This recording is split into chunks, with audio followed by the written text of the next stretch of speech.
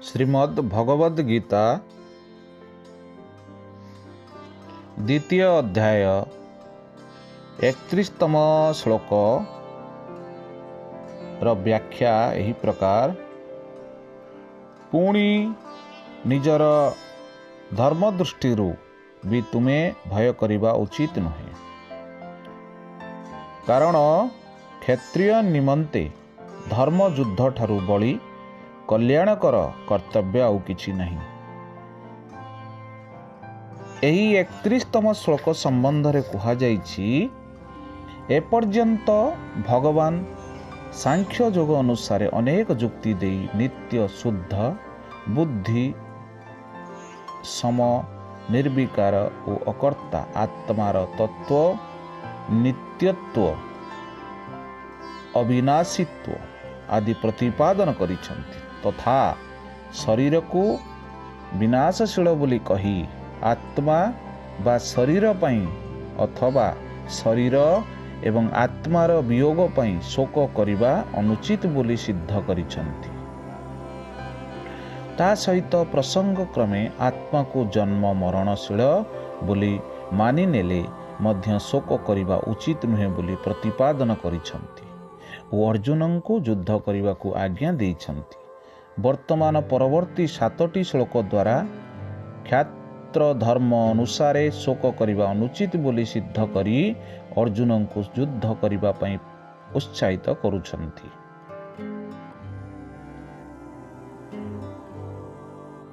प्रश्न, एठारे अपि पद प्रयोगर तात्पर्य कौन? उत्तर या जे एठारे अपि पद प्रयोग करी भगवान देखाइछन्ति आत्मनित्य और शरीर अनित्य बोली बुझी सारिबा परे शोक करिबा बा युद्ध आदि रे भयभीत हेबा जे उचित नुहे, ताहा तो मु तुमको आगरू बुझाई दे सारिछि। ताहा व्यतीत तुमे जदि निजर वर्ण धर्म आड़कू चाहिब तेबे मध्य तुमे भयभीत हेबा अनुचित, कारण युद्ध रे विमुख न हेबा हेउछि क्षत्रियर स्वाभाविक धर्म। प्रश्न, ही पदर अभिप्राय कौन? उत्तर, एठारे ही पद हेतुवाचक। अभिप्राय हेउछि काहींकि भयभीत हेबा उचित नुहे, ताहा उत्तरार्धरे पुष्ट करा जाइछि। प्रश्न, क्षत्रिय निमंते धर्म युक्त युद्धरू बड़ी श्रेय आउ किछि नहीं, एही वाक्यर तात्पर्य कौन? उत्तर, एही वाक्यरे भगवान कहिछन्ति, जेउ युद्ध आरंभ अनीति बा लोभ हेतु होई न थाए एवं जेउथिरे अन्याय आचरण करा जाए नहीं, किंतु जहा धर्म सम्मत कर्तव्य रूपरे प्राप्त एवं न्यायानुकूल भावरे करा जाए, सेपरि युद्ध ही क्षत्रिय मानक निमंते अन्य समस्त धर्म अपेक्षा अधिक कल्याणकारक। क्षत्रिय निमंते ताठरू बड़ी कल्याणकर धर्म आउ किछि नहीं, कारण धर्ममय युद्ध करुथिबा क्षत्रिय अनायासरे इच्छानुसारे स्वर्ग बा मोक्ष प्राप्ति करि पारंती। 32तम श्लोक संबंध रे सेमिति किछि कहा जाय नहीं। एहार भावार्थ हैला, हे पार्थ, स्वतः प्राप्त हेउथिबा एवं उन्मुक्त स्वर्ग द्वार रूपक एहीपरि युद्ध भगवान क्षत्रिय माने ही लाभ करंती। प्रश्न, एठारे पार्थ संबोधनर तात्पर्य? उत्तर, एठारे अर्जुन को पार्थ बोली संबोधन करी भगवान तांकर माता कुंती देवी हस्तिनापुरु आसीबा समय रे जो संदेश कहिथिले ताहा पुणी थरे मने पकाई देउछन्ति। सेतेबेले कुंती भगवान को कहिथिले, अर्थात धनंजय अर्जुन को एवं सदा सर्वदा बद्ध परिकर होई युद्ध पई प्रस्तुत थिबा भीम को आपण कहिदेबे जे जेउ कार्य पई क्षत्रिय माता पुत्र उत्पन्न करे वर्तमान सही कार्यर समय आसीगला। प्रश्न, एठारे युद्धम सहित यदुच्छयु पपन्नम विशेषण देई ताहाको अपावृतम स्वर्ग द्वारम कहिबार भाव उत्तर ଯଦୁଚ୍ଛୟୋପପନ୍ନମ୍ विशेषण देई देखाइछन्ति तुमे एही युद्ध जानी शुणी सृष्टि करिनाह। तुमे तो संधि करने बहु चेष्टा करिथिल, किंतु जेतेबेले तुमे बंधक सूत्र रखिथिबा राज्य बिना युद्ध रे फेराई देबाकू दुर्योधन कौनसी प्रकार राजी हेले नहीं। से स्पष्ट भावरे कहीदेले जे मुनिया छुंची आगरे जेते भूमि धरिब सेतिकी भूमि मध्य पांडव मानंकु देव नहीं। सेतेबेले जाई तुम्भ मानंकु बाध्य होई युद्ध आयोजन करने पड़िला। तेणु एही युद्ध तुमको यदुच्छयोपपन्नम अर्थात बिना इच्छारे स्वत प्राप्त होईगला तथा अपावृतम स्वर्गद्वारम विशेषण देखा देइछन्ति जे यह उन्मुक्त स्वर्गद्वार सदृश। एपरि धर्म युद्ध रे मरुथिबा मनुष्य सीधा सड़क स्वर्ग को यात्रा करती, तांको मार्गरे केही भी बाधा सृष्टि करि पारंती नहीं। प्रश्न, एपरि युद्धर सुजोग भाग्यवान क्षत्रिय माने ही पाती। एही वाक्यर तात्पर्य कौन? उत्तर, एही वाक्यर भगवान देखाइछन्ति एपरि धर्ममय युद्ध जहाँकि स्वतः कर्तव्य रूप से प्राप्त होइछि एवं जहाँकि उन्मुक्त स्वर्ग द्वार परि ताहा सबु क्षत्रियों को मिले नहीं। एपरि युद्ध तो केवल अत्यंत भाग्यवान क्षत्रियों को ही मिले। अतएव तुमर अत्यंत सौभाग्य जे तुमको एपरि धर्ममय युद्ध अनायास रे मिल जाइछि। अतएव तुमे एथिरु उहुरी आसिबा उचित नुहे। 33तम श्लोक संबंध रे कुहा जाइछि, एहीपरि धर्ममय युद्ध करिवार लाभ दर्शाइबा परे वर्तमान सही युद्ध न कले की क्षति हेबो सही विषय रे कही भगवान अर्जुन को युद्ध करिबा पई प्रोत्साहित करिसंती। किंतु जदि तुमे एही धर्ममय युद्ध न करिब तेबे स्वधर्म और सुजस हराई पाप भोगी हेबो। एठारे प्रश्न हैला अथ पदर अभिप्राय कौन? यार उत्तर, एठारे अथ पद पक्षांतर दिया जाइछि। अभिप्राय हेउछि वर्तमान प्रकारांतरे युद्धर औचित्य सिद्ध करा जाउछि।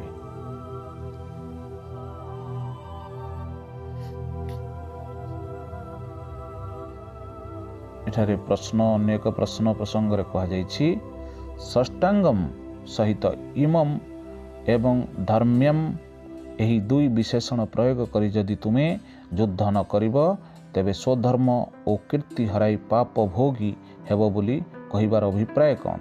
उत्तर, एठारे भगवान कहउछन्ति एही युद्ध धर्ममय होइथिबारो अवश्य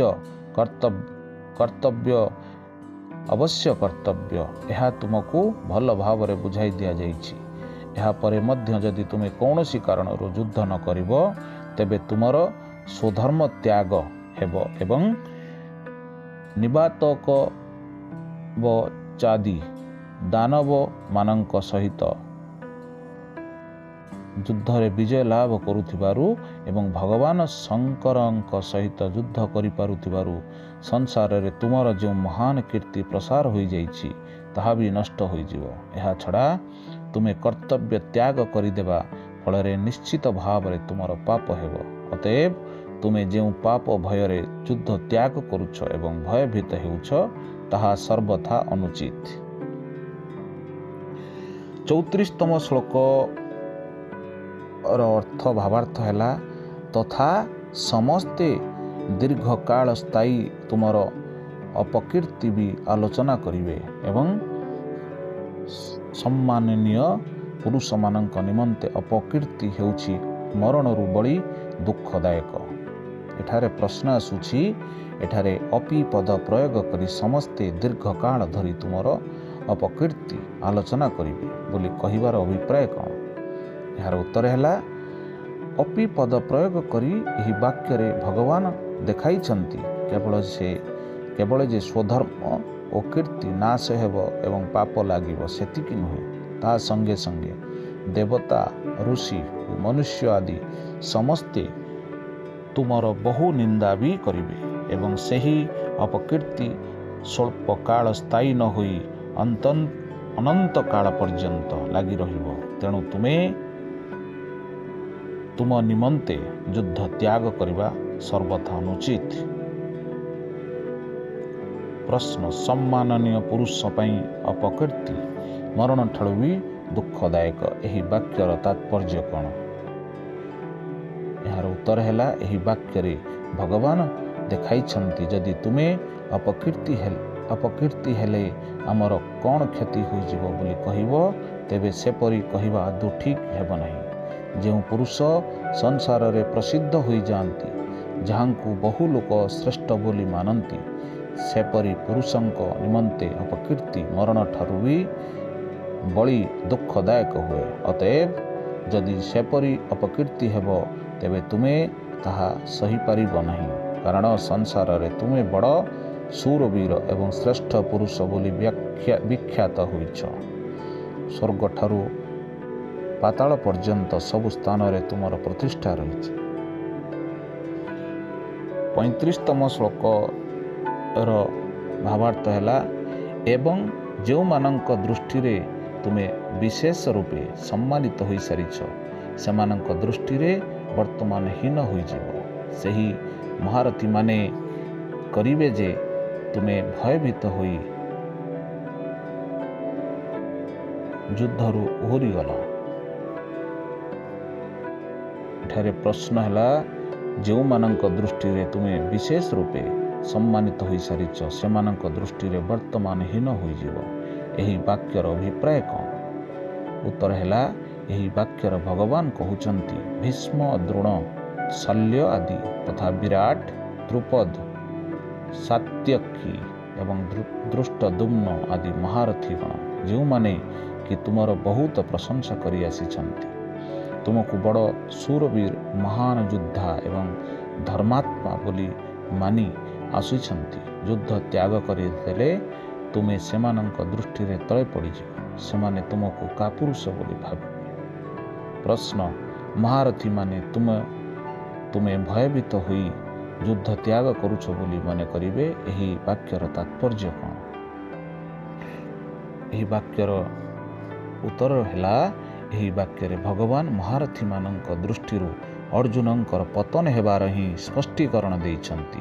ଅଭିପ୍ରାୟ ହେଉଛି, ସେହି ମହାରଥୀମାନେ କେବେ ହେଲେ ବୁଝିବେ ନାହିଁ ଯେ ଅର୍ଜୁନ ନିଜର ସୁଜନ ସମୁଦାୟଙ୍କ ଉପରେ ଦୟାକରି ବା ଯୁଦ୍ଧକୁ ପାପ ବୋଲି ବିଚାର କରି ଯୁଦ୍ଧ ପରିତ୍ୟାଗ କରିଛନ୍ତି। ସେମାନେ ନିଶ୍ଚୟ ବୁଝିବେ ଯେ ଅର୍ଜୁନ ଭୟଭୀତ ହୋଇ ହିଁ ନିଜର ଜୀବନ ବଞ୍ଚାଇବାକୁ ଯୁଦ୍ଧ ତ୍ୟାଗ କରୁଛନ୍ତି। ଏହି ପରିସ୍ଥିତିରେ ଯୁଦ୍ଧ ନ କରିବା ଅର୍ଜୁନଙ୍କ ପକ୍ଷରେ କୌଣସି ଦୃଷ୍ଟିରୁ ବି ଉଚିତ ନୁହେଁ। 36ତମ ଶ୍ଲୋକର ବ୍ୟାଖ୍ୟା ଏହି ପ୍ରକାର, ତୁମର ଶତ୍ରୁମାନେ ତୁମ ସାମର୍ଥ୍ୟକୁ ନିନ୍ଦା କରି କରି ତୁମକୁ ବହୁ ଅକଥ୍ୟ ବଚନ ମଧ୍ୟ କହିବେ। ତାଠାରୁ ବଳି ଦୁଃଖର ବିଷୟ ଆଉ କ'ଣ ହୋଇପାରେ? ଏଠାରେ ପ୍ରଶ୍ନ ଆସୁଛି, 34 ଶ୍ଲୋକରେ ତ କହିଦେଇଥିଲେ ସକଳ ପ୍ରାଣୀ ତୁମର ନିନ୍ଦା କରିବେ, ପୁଣି ଏଠାରେ ତୁମର ଶତ୍ରୁମାନେ ତୁମର ସାମର୍ଥ୍ୟକୁ ନିନ୍ଦା କରି କରି ବହୁ ଅକଥ୍ୟ ବଚନ କହିବେ। କହିବାର ବିଶେଷତ୍ୱ କ'ଣ? ଏଠାର ଉତ୍ତର ହେଉଛି, 34 ଶ୍ଲୋକରେ ସର୍ବସାଧାରଣ କାଳ ପାଇଁ ଯେଉଁ ନିନ୍ଦା କରିବେ ତାହା ବର୍ଣ୍ଣିତ ହୋଇଛି, କିନ୍ତୁ ଏଠାରେ ଦୁର୍ଯ୍ୟୋଧନାଦି ଶତ୍ରୁମାନେ ମୁହଁ ଉପରେ ଯେଉଁ ନିନ୍ଦାଯୁକ୍ତ କୁବାକ୍ୟ କହିବେ, ସେ କଥା ସୂଚିତ ହେଉଛି। ପ୍ରଥମୋକ୍ତ ନିନ୍ଦା ତ କେବଳ ସମ୍ମାନନୀୟ ମହାପୁରୁଷମାନଙ୍କ ପାଇଁ ଅଧିକ ଦୁଃଖଦାୟୀ ହୁଏ, ସମସ୍ତଙ୍କ ପାଇଁ ନୁହେଁ। କିନ୍ତୁ ନିଜ ମୁହଁ ଉପରେ ଶତ୍ରୁମାନଙ୍କର ଦୁର୍ବଚନ ଶୁଣିଲେ ସାଧାରଣ ଲୋକର ମଧ୍ୟ ଭୟଙ୍କର ଦୁଃଖ ହୁଏ। ତେଣୁ ଭଗବାନ କହୁଛନ୍ତି, କେବଳ ଜଗତରେ ହିଁ ଯେ ତୁମର ନିନ୍ଦା ହେବ ଏବଂ ଯେଉଁମାନେ ତୁମକୁ ଏତେ ବଡ଼ ଶୂରବୀର ବୋଲି ମନୁଥିଲେ, କେବଳ ସେମାନେ ହିଁ ଯେ ତୁମକୁ କାପୁରୁଷ ବୋଲି ଭାବିବେ ତାହା ନୁହେଁ। ତୁମର ଅମଙ୍ଗଳ କାମନା କରୁଥିବା ଏବଂ ତୁମର କ୍ଷତିରେ ଯେଉଁମାନଙ୍କ ମୁଖରେ ହସ ଫୁଟେ, ସେହି ଦୁର୍ଯ୍ୟୋଧନ ଆଦି ଶତ୍ରୁମାନେ ବି ତୁମର ବଳ, ପରାକ୍ରମ, ଯୁଦ୍ଧ କୌଶଳ ଆଦିର ନିନ୍ଦା କରି ତୁମ ଉପରେ ନାନା ପ୍ରକାର ଅସହ୍ୟ ବାକ୍ୟ ବାଣ ବର୍ଷା କରିବେ। କହିବେ, अर्जुनटा केते दिनर वीर है, से तो जन्मरू ही नपुंसक, तार पौरुष को तार गंडीब धनु को धिक। प्रश्न एठारे आउ एक प्रश्न आसुछि, ताठारु बड़ी अधिक दुख आउ कौन हेबो? एही वाक्यर अभिप्राय कौन? यह द्वारा भगवान उपरोक्त घटनार परिणाम को अत्यंत दुखमय बोली सिद्ध करिछंती। श्री भगवान श्रीकृष्ण कहउछंती, यह ठारु बड़ी बड़ दुख तुम पई आउ कौन होई पारे? तेणु वर्तमान तुमे जो युद्ध त्याग को सुख बोली करूछ एवं युद्ध करने को दुख बोली मन करूछ, ताहा तुमर भूल। युद्ध त्याग करवा ही तुम पक्षरे सबुठारु बड़ दुख हेबो। 37 श्लोक संबंध रे कहा जायछि, उपरोक्त विविध कारण देखाई युद्ध न कले अनेक प्रकार क्षति हेबार वर्णना करिबा परे भगवान वर्तमान युद्ध कले उभय दिगरु लाभ हेबार देखाई अर्जुन को युद्ध पई प्रस्तुत हेबाकू आज्ञा देउछंती। तुमे युद्ध रे निहत हेले स्वर्ग पाइब, नहीं तो युद्ध रे जय हेले भूमंडलर राज्य भोग करिब। तेणु हे अर्जुन, तुमे युद्ध करने संकल्पबद्ध होई दंडायमान हो जाओ। प्रश्न, यही श्लोकर भाव कौन? षष्ठ श्लोक उत्तर एया जे षष्ठ श्लोक अर्जुन कहिले, मो पक्षरे युद्ध करने श्रेष्ठ हेब ना युद्ध न करने श्रेष्ठ हेब, तथा आमर विजय हेब ना आमर शत्रु मानकर विजय हेब, मु यह निर्णय करि पारु नाही। ताहार उत्तर दे भगवान एही वाक्यर युद्ध रे निहत हेले अथवा विजय प्राप्त हेले उभय रे लाभ हेबा देखाई अर्जुनଙ୍କ ପାଇଁ युद्ध करिवार श्रेष्ठत्व सिद्ध करिसंती। से कहउछंती, यदि युद्ध करू करू तुमर शत्रु मानकर विजय होई गला एवं तुमे निहत हेल, तेबे भी भल कथा हेबो, कारण युद्ध रे प्राण त्याग कले तुमर स्वर्ग लाभ हेबो एवं यदि विजय लाभ करिवो तेबे मध्य पृथ्वीर राज्य सुख भोग करिवो। अतएव उभय दृष्टि तुमर युद्ध करवा ही सबु प्रकार श्रेष्ठ। तेणु तुमे बद्ध परिकर होई युद्ध पई प्रस्तुत हो जाओ। 38तम श्लोक संबंध रे कहा जायछि, उपरोक्त श्लोक रे भगवान युद्धर फल राज्य सुख किंबा स्वर्ग प्राप्ति बोली कहिले, किंतु अर्जुन तो प्रथमरु ही कहिथिले एही लोकर राज्य प्राप्ति कथा कौन? मु तो त्रिलोकर राज्य प्राप्ति हेले मध्य निज कोल नाश करने को चाहे नहीं। एणु जहाँकर राज्य सुख एवं स्वर्ग लाभ इच्छा नहीं, से किपरि युद्ध करिवे ताहा परवर्ती श्लोक रे कहउछंती। यार भावार्थ हैला, जय पराजय लाभ क्षति और सुख दुख को समान मने करी ताहा परे तुमे युद्ध करने को प्रस्तुत हो जाओ। यही परि युद्ध कले तुमे पाप भोगी हेब नहीं। एठारे प्रश्न आसुछि, जय पराजय लाभ क्षति एवं सुख दुख को समान मने करिवा अर्थ कौन? युद्ध हेउतिवा जय पराजय लाभ क्षति और सुख दुख आदि कौनसी प्रकार भेद बुद्धि न हेबा, अर्थात यही सबु कारणरू मनरे राग द्वेष बा हर्ष शोक आदि कौनसी प्रकार विकार उत्पन्न न हेबा ही से सबु को समान मने करिवा। प्रश्न, एथर ताहा पर युद्ध पई प्रस्तुत हो जा। यही वाक्यर अभिप्राय कौन? उत्तर, यही वाक्यर भगवान देखाई छंती, यदि तुमे राज्य सुख और स्वर्ग लाभ इच्छा नहीं, तेबे युद्ध रे हेउथिबा विषम भाव सर्वथा त्याग करी उपरोक्त प्रकार युद्धर प्रत्येक परिणाम रे सम होई तुमे युद्ध करिवा आवश्यक। एपरि युद्ध चिरस्थायी परम शांति दान करे। प्रश्न, यही परि युद्ध कले तुमे पाप भोगी हेब नहीं, यार भाव कौन? उत्तर है, यही वाक्य द्वारा भगवान अर्जुन को सही कथार उत्तर देइछंती, जेउथिरे अर्जुन युद्ध रे सुजनबद्ध को महान पाप बोली कही युद्ध न करिबा पही उचित बोली सिद्ध करथिले। अभिप्राय हैला, तुमे एक ए प्रकार युद्ध कले तुमको कौन सी प्रकार पाप टिके हेले भी लागिब नहीं। अर्थात तुम्हें शुभाशुभ कर्म बंधन रूपक पापरू मध्य सर्वथा मुक्त हो। 39तम श्लोक संबंध में कहुई एपर्यंत भगवान सांख्य जोगर सिद्धांत द्वारा तथा क्षेत्र धर्म दृष्टि युद्ध औचित्य सिद्ध करी अर्जुन को समभाव पूर्वक युद्ध करने को आज्ञा देइछन्ति। वर्तमान कर्मयोग सिद्धांत रे युद्धर औचित्य कहिबा पई कर्मयोगर प्रस्तावना करुछन्ति। हे पार्थ, यही बुद्धि तुमको ज्ञान योग दृष्टि कहगला। वर्तमान तुमे एहाकू कर्मयोग दृष्टि शुण। यही बुद्धि रे युक्त हेले तुमे कर्म बंधन को भल रूपे त्याग करि पारिबो, अर्थात कर्म बंधन सर्वथा मुक्त होइजिबो। एठारे प्रश्न आसुची, एठारे ऐसा विशेषण सहित बुद्धि ही पदटी क्यों बुद्धिर वाचक एवं यही बुद्धि तुमको ज्ञान योग दृष्टि कहगला। यही वक्तव्यर तात्पर्य कौन?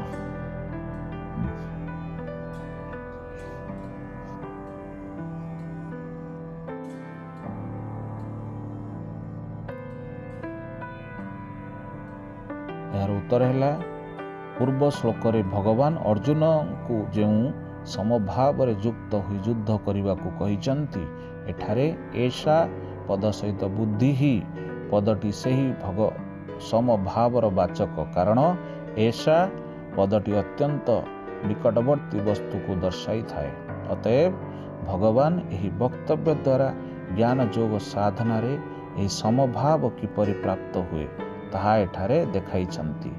आत्मार यथार्थ स्वरूप को विवेक द्वारा बुझी ज्ञान योगी किपरि समभाव युक्त हुई वर्णाश्रमोचित विहित कर्म करने उचित ताहा 11 श्लोक आरंभ करी 30 श्लोक पर्यंत कहुई सारी। प्रश्न 11 श्लोक 30 श्लोक पर्यंत प्रकरण रे यही समभावर वर्णना किपरि करा जायछि? उत्तर, आत्मार प्रकृत स्वरूप को न जानिथिबारु मनुष्यर समस्त पदार्थ रे विषम भाव रही थाए। आत्मार यथार्थ स्वरूप बुझीगला परे तापाई आत्मा और परमात्मा मध्य आउ कौनसी प्रभेद रहे नहीं एवं एक सच्चिदानंद घन ब्रह्म ठारू भिन्न अन्य कौनसी सत्ता रहे नहीं। सेतेबेले मनुष्यर कौनसी थिरे भी किपरि भेद बुद्धि होई परिबो। तेणु भगवान 11 श्लोक कहिछन्ति, कहीं मरीगले बा जीवित रहिले भ्रममूलक विषम भाव हेतु हेउथिबा शोक करिबा सर्वथा अनुचित। यह कही से शोक न करिबा उचित बोली संकेत देइछन्ति। 12 और 13 श्लोक आत्मार नित्यत्व और असंगत्व प्रतिपादन करिछन्ति। सेथिरे कहिछन्ति, प्राणी मानंकर मृत्युरे और जीवित रहिथिबार जो रहिबारे जे प्रभेद प्रतीत हुए ताहा अज्ञान जनित। आत्मज्ञानी धीर पुरुष मानक ठारे एही एपरी भेद बुद्धि रहे नहीं, कारण आत्मा सम निर्विकार और नित्य। तापर शीत उष्ण सुख दुख आदि द्वंद्व हेतु भेद बुद्धि उत्पन्न करुथिबा शब्दादि समस्त विषय संयोग को अनित्य बोली कही अर्जुन को ए सबु सही जीवाकू कहिछन्ति। सेथिरे सम होई रहिबाकू कहिछन्ति एवं सुख दुख आदि को समदृष्टि रे देखुथिबा बा बुझुथिबा पुरुषों को प्रशंसा करी तांकू परमात्मा प्राप्तिर अधिकारी बोली कहिछन्ति। तापरे सत्य वस्तु निर्णय करी अर्जुन को युद्ध करने को आज्ञा देइछन्ति। ता परवर्ती श्लोक मानकरे आत्मा को निहत बा हत्याकारी बोली मानुथिबा लोकं को अज्ञानी कही आत्मार निर्विकारत्व अकर्तृत्व एवं नित्यत्व प्रतिपादन करी सिद्ध करी देइछन्ति जे शरीर नाश रे आत्मार नाश हुए नहीं। तेणु मरिबा और जीवित रहिबा मध्य विषम भाव रखी कौनसी भी प्राणी निमंते किछि मात्र शोक करिबा उचित नुहे। एपरि भावरे उक्त प्रकरण रे सत्य असत्य पदार्थ मानक विवेचन ଦ୍ୱାରା ଆତ୍ମାର ଯଥାର୍ଥ ସ୍ୱରୂପ ଜାଣିବା ଦ୍ୱାରା ଉତ୍ପନ୍ନ ହେଉଥିବା ସମତ୍ୱ ପ୍ରତିପାଦନ କରାଯାଇଛି। ପ୍ରଶ୍ନ, ଇମାମ ପଦ କେଉଁ ବୁଦ୍ଧିର ବାଚକ ଏବଂ ବର୍ତ୍ତମାନ ତୁମେ ଏହା ଯୋଗ ଦୃଷ୍ଟିରୁ ଶୁଣ ଏହି ବାକ୍ୟର ତାତ୍ପର୍ଯ୍ୟ। ଉତ୍ତର ହେଲା, ଇମାମ ପଦ ମଧ୍ୟ ସେହି ପୂର୍ବ ଶ୍ଲୋକରେ ବର୍ଣ୍ଣିତ ସମଭାବ ରୂପକ ବୁଦ୍ଧିର ବାଚକ। ଏଣୁ ଉପରୋକ୍ତ ବାକ୍ୟର ଭଗବାନ କହୁଛନ୍ତି ସେହି ସମଭାବ କର୍ମଯୋଗ ସାଧନାରେ କିପରି ହୁଏ, କର୍ମଯୋଗୀ କିପରି ସମଭାବ ରଖିବା ଉଚିତ ଏବଂ ସେହି ସମଭାବର ଫଳ କ'ଣ, ଏସବୁ କଥା ମୁଁ ଆଗ ଶ୍ଲୋକରେ ତୁମକୁ କହିବାକୁ ଯାଉଛି। ଏଣୁ ତୁମେ ତାହା ଶୁଣିବାକୁ ସାବଧାନ ହୋଇଯାଅ। ପ୍ରଶ୍ନ, ଏକଥା ଯଦି ଠିକ୍ ତେବେ 31 ଠାରୁ 35 ପର୍ଯ୍ୟନ୍ତ ଶ୍ଲୋକର ପ୍ରକରଣରେ କେଉଁ ଉଦ୍ଦେଶ୍ୟରେ ଦିଆଯାଇଛି? ସେହି ପ୍ରକରଣଟିରେ ଅର୍ଜୁନଙ୍କୁ ବୁଝାଇ ଦିଆଯାଇଛି, ତୁମେ କ୍ଷତ୍ରିୟ ଯୁଦ୍ଧ ତୁମର ସ୍ୱଧର୍ମ, ତୁମ ପକ୍ଷରେ ତାହା ତ୍ୟାଗ କରିବା ସର୍ବଥା ଅନୁଚିତ ଏବଂ ଯୁଦ୍ଧ କରିବା ସର୍ବଥା ଲାଭପ୍ରଦ। 38 ଶ୍ଲୋକରେ ବୁଝାଇ ଦିଆଯାଇଛି ଯେ ଯେତେବେଳେ ଯୁଦ୍ଧ କରିବାକୁ ହେବ ତାହା ଏପରି ଭାବରେ କରିବାକୁ ହେବ ଯେପରି କି ତାହା ବନ୍ଧନର କାରଣ ହୋଇ ନଯାଏ। ତେଣୁ ଜ୍ଞାନ ଯୋଗ ଏବଂ କର୍ମଯୋଗ ଏହି ଉଭୟ ସାଧନାରେ ସମଭାବରେ ଯୁକ୍ତ ହେବା ଆବଶ୍ୟକ ବୋଲି କୁହାଯାଇଛି ଏବଂ ଏହି ଶ୍ଲୋକରେ ଉକ୍ତ ସମଭାବ ଦେହଳି ଦୀପ ନ୍ୟାୟର ଜ୍ଞାନଯୋଗ ଓ କର୍ମଯୋଗ ଉଭୟ ପ୍ରକାର ସାଧନାକୁ ସମ୍ବନ୍ଧିତ କରିଦେଉଛି। ଅର୍ଥାତ୍ ଉଭୟ ସାଧନାରେ ସମଭାବ ରହିବା ଅତ୍ୟନ୍ତ ଆବଶ୍ୟକ ବୋଲି କୁହାଯାଇଛି। ପ୍ରଶ୍ନ, ଏଠାରେ କର୍ମବନ୍ଧମ ପଦର ଅର୍ଥ କ'ଣ ଏବଂ ଉପରୋକ୍ତ ସମବୁଦ୍ଧିରେ ଏହାକୁ ନାଶ କରିଦେଇ ହେବ କହିବାର ଅର୍ଥ କ'ଣ? ଉତ୍ତର ହେଲା, ଜନ୍ମ ଜନ୍ମାନ୍ତରରେ କରାଯାଇଥିବା ଶୁଭାଶୁଭ କର୍ମର ସଂସ୍କାର ଦ୍ୱାରା ଏହି ଜୀବ ବନ୍ଧା ହୋଇଛି। ପୁଣି ଏହି ମନୁଷ୍ୟ ଶରୀରରେ ଅହଂତ୍ୱ, ମମତ୍ୱ, ଆସକ୍ତି ଏବଂ କାମନା ହେତୁ ନୂଆ ନୂଆ କର୍ମ କରି ସେ ଆହୁରି ଅଧିକ ବନ୍ଧନରେ ପଡ଼ୁଛି।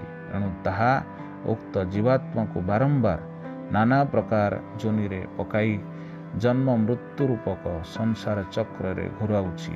କର୍ମବନ୍ଧମ ହେଉଛି ଜନ୍ମ ମୃତ୍ୟୁ ଚକ୍ରରେ ଘୁରାଇବାର କାରଣ ରୂପୀ ସେହି ସବୁ ଅଗଣିତ ଜନ୍ମ ଜନ୍ମାନ୍ତରେ ସଞ୍ଚିତ ଶୁଭାଶୁଭ ସଂସ୍କାର ସମୂହର ବାଚକ। କର୍ମଯୋଗ ବିଧିରେ ସମସ୍ତ କର୍ମରେ ମମତ୍ୱ, ଆସକ୍ତି ଓ ଫଳ ଇଚ୍ଛା ତ୍ୟାଗ କରି ସିଦ୍ଧି ଓ ଅସିଦ୍ଧିରେ ସମଭାବ ରଖିଲେ ଅର୍ଥାତ୍ ହର୍ଷ, ଶୋକ, ରାଗ, ଦ୍ୱେଷ ଆଦି ବିକାରରୁ ରହିତ ହୋଇ ଜନ୍ମ ଜନ୍ମାନ୍ତରରେ କରିଥିବା ଓ ବର୍ତ୍ତମାନ କରାଯାଉଥିବା ସମସ୍ତ ପ୍ରକାର କର୍ମର ଫଳ ଉତ୍ପାଦନକାରୀ ଶକ୍ତି ନଷ୍ଟ କରିଦେଲେ, ଜୀବକୁ ଭାଜିଦେଲେ ଯେପରି ତାହାର ଅଙ୍କୁର ଉତ୍ପନ୍ନକାରୀ ଶକ୍ତି ନଷ୍ଟ ହୋଇଯାଏ, ସମବୁଦ୍ଧିଯୁକ୍ତ ହୋଇ କର୍ମ କଲେ ସେହିପରି ସକଳ କର୍ମର ଫଳ ଉତ୍ପନ୍ନକାରୀ ଶକ୍ତି ନଷ୍ଟ ହୋଇଯାଏ। ତେଣୁ ଏପରି କରିବା ହିଁ ସମବୁଦ୍ଧି ଦ୍ୱାରା କର୍ମବନ୍ଧନକୁ ସର୍ବଥା ନଷ୍ଟ କରିଦେବା।